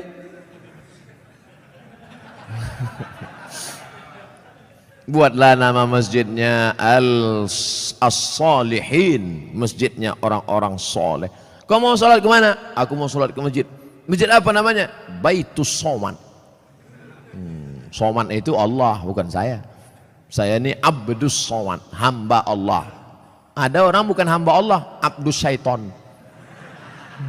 Hamba setan. Panggilan set. Saudara yang dimuliakan Allah Subhanahu wa taala, yahsabu anna malahu akhlada, disangkanya dengan hartanya itu dia bisa kekal abadi. Tapi jangan gara-gara ini besok orang jamaah Masjid Darul Haq tak ada yang masuk kerja. Gara-gara apa? Kok tak kerja? Alah, tak ada gunanya. Kita pun akan mati juga nih semua. Jangan. Yang punya kebun tetap bekerja. Dulu orang Tembung ini lebar-lebar kebun tebunya kan. Sekarang masih ada lagi? Tak ada lagi. Udah berubah jadi rumah ruko semua. Yang punya kebun silakan sejauh mata memandang. Yang bisnis dagang toko ruko silakan, tapi jangan masuk dalam jama'a malahu addada. Jangan masuk dalam yahsabu anna malahu akhlada. Tapi dalam golongan apa? Yang membuatkan rumah kos gratis untuk anak-anak yang merantau dari daerah Sumatera Utara, kaya tapi duit tak ada, buatkan rumah kos gratis. Berdatanganlah orang, kami mau gratis pak, syarat dan ketentuan berlaku. Apa syaratnya? IP 3,9 dan 4 saja. Saya IP saya 4, mesti cantik, gatal. Saudara yang dimuliakan Allah Subhanahu wa taala, banyak anak-anak kita di kampung cerdas, IQ-nya tinggi, tapi karena tak ada duit tak bisa sekolah. Berapa sekarang kos di Medan? Yang paling murah kos di Medan berapa? Gope 500.000, itu pun triplek dindingnya. Nyamuknya tak banyak, 1 ekor, kawannya banyak. Tapi begitu kita sediakan gratis, Masya Allah, Saya kuliah di Al-Azhar dari tahun 1998, pulang 2002. Berapa tahun itu? 4 tahun. 98 pulang 2002. Kuliah gratis, asrama gratis, makan gratis, tiket gratis, disediakan pula lagi setiap bulan beasiswa. Dari mana itu? Wakaf orang Mesir. Kalau orang Saudi Arabia berwakaf maklum, orang Saudi Arabia kaya-kaya, digali tanah mau mencari air, keluar gas. Digali tanah mau mencari air, keluar minyak. Tapi Mesir biasa saja. Semangat mereka berinfak, berwakaf, bersedekah luar biasa dari kesederhanaan. Kalau ada orang kaya bersedekah biasa, tapi orang yang sederhana bisa mampu bersedekah, itu baru luar biasa. Kalau bapak-bapak ibu itu biasa di luar. Saudara yang dimuliakan Allah Subhanahu wa taala, wailul likulli humazatil lumazah alladzi jama'a malan wa 'addadah yahsabu anna malahu akhladah. Kalla, tak ada gunanya itu semua. Kenapa? La yumbadzanna fil hutamah. Bukan disebutkan dalam ayat itu. Kalla, sekali-kali tidak. Kalla, tak ada gunanya kau tumpuk harta. Kalla, tak ada gunanya kau hitung-hitung harta. Kalla, jangan kau sangka kau akan abadi di dunia karena harta. Kenapa? La yumbadzanna fil hutamah. Kau akan dilemparkan, kau akan dicampakkan. Dalam ayat itu tak disebut kau akan dimasukkan. Dimasukkan lembut, tapi di situ dikatakan la yumbadzanna, lam di pangkal, nun di ujung, kalla la yumbadzanna fil hutamah. Kau pasti akan masuk dalam neraka hutamah. Wama adraka mal hutamah. Allah bertanya tapi tak perlu dijawab. Al-qari'ah, mal qari'ah, wama adraka mal qari'ah, kalla la yumbadzanna fil hutamah. Allah tanya, wama adraka mal hutamah. Kamu yang suka menempuh harta, kamu yang tak mau berzakat, kamu yang tak mau bersedekah, kamu akan dimasukkan dalam hutamah. Tahukah kamu apa itu hutamah? Narullahil muqadah. Nar, api muqadah. Biasanya api itu dipasang bulan Ramadan. Di sini ada, tak habis-habis dah. Syawal, Zulqa'dah, Zulhijjah, hidup terus. Narullah, api yang menyala, al-muqadah. Bagaimana apinya menyala? Allati tattali'u 'alal afidah, menyala sampai afidah, jantung. Menyala sampai ke tangkai jantung. Jadi api neraka itu dia dari bawah. Allati tattali'u 'alal afidah, menyala dari bawah sampai ke jantung panasnya. Makanya orang selalu menyebut sampai ke jantung. Gimana perasaan kau tadi panas? Oh, panas sekali ya, sampai ke jantung kurasa. Sampai mendidih tangkai jantung, mendidih otak di kepala. Ustaz Somad, neraka itu panas apa dingin? Mana aku tahu, aku tak pernah masuk. Memang kita tak tahu, tapi Nabi ngasih tahu. Dia dapat dari mana? Dari Jibril. Jibril dapat dari mana? Dari Allah. Apa kata Jibril alaihissalam? Yablu ka'baihi, ketika api neraka itu sampai ke mata kaki, yaghli biha dimaruhu, mendidih otak di kepala, sampai ke mata kaki, mendidih otak di kepala. Jadi berapa derajat Celcius itu Pak Ustadz? Kau bertanya apa nyari pasal? Orang cerita otak mendidih, dia nanya derajat Celcius. Meletup-letup lah alat pengukur panas itu.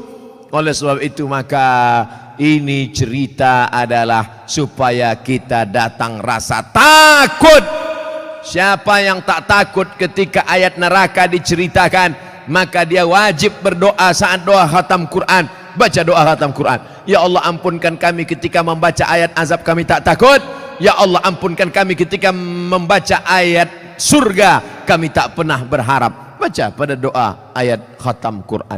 Bapak Ibu yang dimuliakan Allah Subhanahu wa taala, allati tattali'u 'alal afidah. Apa lagi kelanjutannya? Innaha 'alaihim muqsadah, dari bawah menyala sampai ke jantung. Innaha 'alaihim muqsadah, ditutup dari atas. Kalau menyala dari bawah, di atas terbuka masih ada uap. Menyala dari bawah sampai ke jantung, ditutup dari atas. Jadi apalah itu?